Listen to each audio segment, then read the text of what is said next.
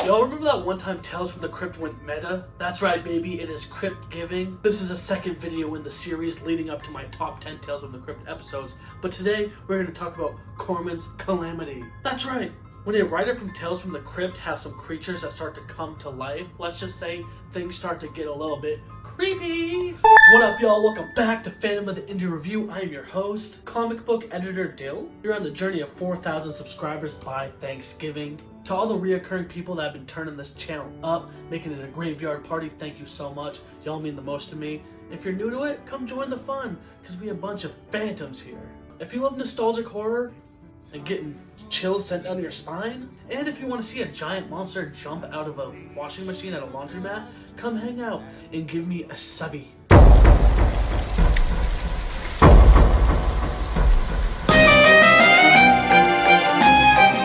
Korman's Kalamity is such an interesting episode of Tales from the Crypt. And though, like I said, yes, it is meta, it's not too heavily handed in that category. But it does start off with the Crypt Keeper doing his famous little iconic intro, talking about how before Tales from the Crypt was a show, that it was a comic book called Tales from the Crypt, and he's very fascinated by that. And I know what you may be thinking, Ratty, why'd you choose this specific episode? Honestly, let's just consider this an honorable mention because it didn't make the top 10. This is the 13th episode on the second season, and it stars the wonderful actor Harry Anderson. Such a hilarious actor, you know and love him. From the hit show Night Court, he plays Richie Tozier in the It miniseries, and he's just all around a great presence. He's one of those rare actors from back in the day where you can feel his genuine energy. An employee from the Tales from the Crypt office named Jim Korman is struggling with creating some horrifying content. The episode starts with him at the office. I love the intro to this right off the gate with the beautiful music, 1950s, 60s song. It really creates an era, atmospheric tone. His two co-workers are talking about some insane story ideas they have. In typical Tales from the Crypt fashion, they're going off each other, giving all these ironic comeuppance. What if a gravedigger had to dig his own grave? Something like that, along those lines. The reason why Jim is having these struggles that he believes with his creativity is because his very negative, pessimistic, controlling wife is making him take these powerful potency pills because she believes that he cannot have kids. He's like, yo, the doctor said it could have been either one of us, and this displeases her. Right off the gate, she is very sassy, rude. Not the ideal wife, in my humble opinion. Holy calamity, screaming insanity, all you're ever gonna be is another great fan of me. So yeah, Jim is struggling with his comic book, Corpse Eater from Pluto, such a fucking kick-ass name, when his wife comes to the office and she's accusing him of cheating. She's like, where are the little slutty-ass secretaries, boy? And he's like, I'm literally not doing anything wrong. And she's just belittling him. She's like, you're a loser. You want to leave me. You ain't ever going to leave me. You ain't ever going to be ish. You ain't nothing to me but nothing. Like, type shit. You can see he's writing back his emotion. That subtle acting from Harry Anderson goes a long way. He's like, oh, dude, I can't stand this girl. He's just trying to finish Corpse Killer. He's just trying to finish his fucking sci-fi horror story. And his homeboys, they're like hiding. They're like looking through the little peepholes and the blinds, being like, oh, she's a scary lady. And their ideas are blossoming, but Jim is obviously the creative one of the group. While all this is happening, a lady is at a laundromat doing her laundry when all of a sudden, out of nowhere, the power goes out. And a man comes up and he's like, breaker must be down. And she's like, oh man, you think you can help me fix it? And he's like, why would I do that? I'm the one that shut it off. Oh snap, and he pulls out a knife, and he's essentially there trying to kill her with a nice little backstory with these, as you can see, Corman is focusing on the supernatural and fictional idea of monsters while there's a real-life monster inside of this laundromat trying to kill this woman. He goes to attack her, and then she pulls out a badge from her back pocket, and this redneck's like, where did you get that from, like the Dollar Tree or something? He's just playing with his food before he tries to eat it, and she's like, I'm a cop, dude, I'll mess you up.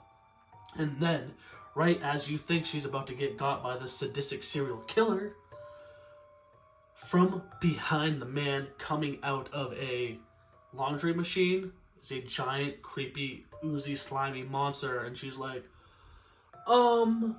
it's right behind you, isn't it? And the dude's like, dude, I'm trying to gank you, dude. Like, you think I'm gonna fall for that? And then, little to his dismay, there is a giant, creepy creature behind him.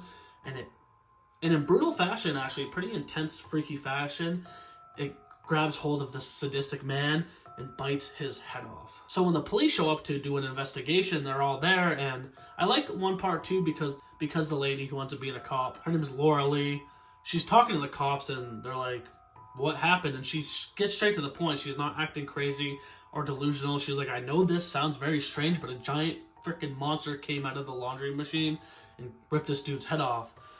And like the sergeant or whatever is like, yeah, sure, lady, I highly doubt that. And she's like, dude, why would I lie about this? She's like, you sounded like the people that said there was a two-headed ogre or a fucking dinosaur in a Volkswagen. And she's like, dude, that's not me. Like, you've known me for a long time. I'm a cop. Why would I lie about this? I know it sounds crazy, but I'm sticking to my word. And I highly respect that. And he's like, tomorrow you're going to have to talk to the chief. So the next day, she's in full police outfit, walking down the street, saying hi to everyone. Obviously a very nice lady. When she walks by a comic book stand and it catches her eye, and she sees, coincidentally enough, that all these comic book covers have the images depicted of the reports that are going around town. And she's like, yo, someone said they saw a Tyrannosaurus. Someone said they saw a two-headed ogre. And it's only a 30-minute episode, so they gotta draw conclusions fast. She's like, they must be coming to life. Like, if this is a longer movie, obviously it would take some time to get to that point, but in the episode, she's like, dude, they're coming to life. And she sees at the bottom of the page, it says Jim Korman, so she goes to talk to him. Jim Korman, again, like I said, is over his wife. Is it rightful to give up on a marriage? I'm not here to judge anyone, but let's just say when he meets Lorelai, when she comes to his office and she starts to talk to him, he starts to catch feelings a little bit, and she's like, I believe your images are coming to life and terrorizing the city. And he's not rude about it, but he definitely thinks this is a little funny. But he entertains her. He draws this wicked, gross, mutated zombie on the paper, and he's like, nothing happened. And she's like, well, it'll show up eventually. And he's like, yeah, sure.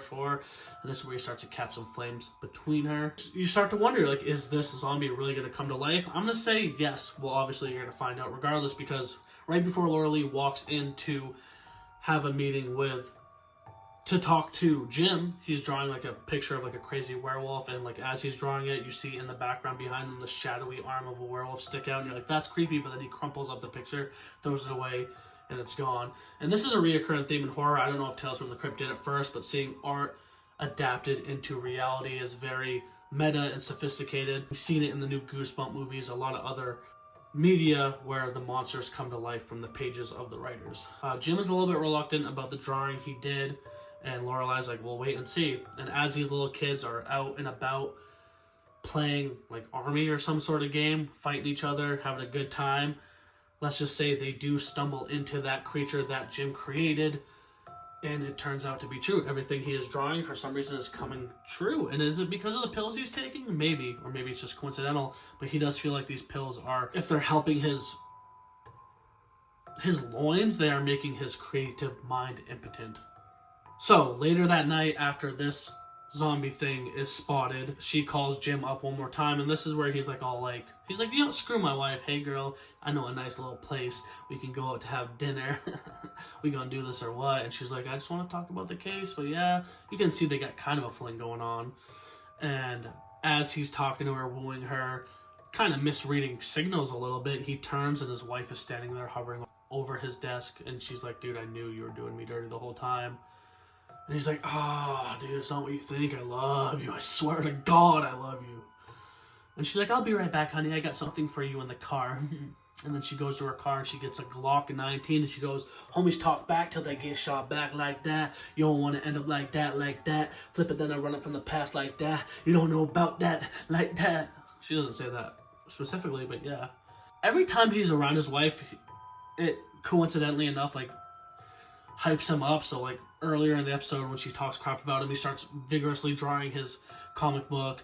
When she goes down to her car, right before she comes back up with the Glock, he's drawing a fucking insane portrait, monstrous portrait, and then she sees his portrait and she's like, is that supposed to be me? It's wearing the same outfit as her, just big, fat, blobby, and hideous. She's holding the gun at him. She's like, you got a lot of nerve, buddy. And then true to fashion, like he's been drawing all these monsters come to life, this monster comes out of the corner, and there's this very funny scene where she's like, that's supposed to be me? That doesn't even look at me. Look how hideous she is. And as the monster goes after Jim, the monster's like, bitch, what'd you say to me? You didn't say I'm hideous, look at you. And as Laura Lee shows up to the office, this monster belligerently starts to kill Jim's wife, and Jim escapes from the office as fast as he can, shuts the door, and then as Lorelai is coming in looking all dapper and pretty with her dress, clearly showing, yes, she's trying to figure out this case with Jim, but also she likes him too. She hears all the commotion in the office, and she's like, what's that? He's like, nothing, girl, we're just doing some remodeling in the office, believe it or not. And then they go on a date, a nice, lovely date. She's like, are you married? And he's like, I used to be. And then the episode ends with more of a positive ending. But yeah, all in all, I thought this was a great episode, a great standalone episode. The fact that it's meta, referring to Tales from the Crypt, is very cool. The fact that there's a man work of Tales from the Crypt and all of his comic book monsters are coming to life is interesting. It has that detective vibe to it. The designs of the creatures are creepy, and though it is only 30 minutes long, so it's kind of rushed, the story's there. From the blossoming romance between Jim and the cop, to the monsters running amok over the city, to the wife being upset with Jim. I feel like it hits all the pinpoints of a great episode, and this is just all around a great episode, and it didn't make my top 10, unfortunately, but that's why I thought I would do a standalone. But alright guys, thank you so much for watching. What did you think about this video? Have you seen this episode before, and do you like it? Or is it just run-of-the-mill? Comment down below what is your personal favorite Tales from the Crypt episode, because I'm genuinely curious. I hope you guys have a beautiful Thanksgiving and very safe holidays. Enjoy some food, enjoy some turkey, enjoy some vibes. Don't play Parcheesi if it's going to get too competitive. But alright guys, thank you so much. Please subscribe. Give me a thumber. Hit that ding-a-ling button harassing you, telling you, hey, it's me, I'm here. And I'm going to say it one time for the one time, and 2 times for the O's. Give me a hell yeah for horror. Laundry's done.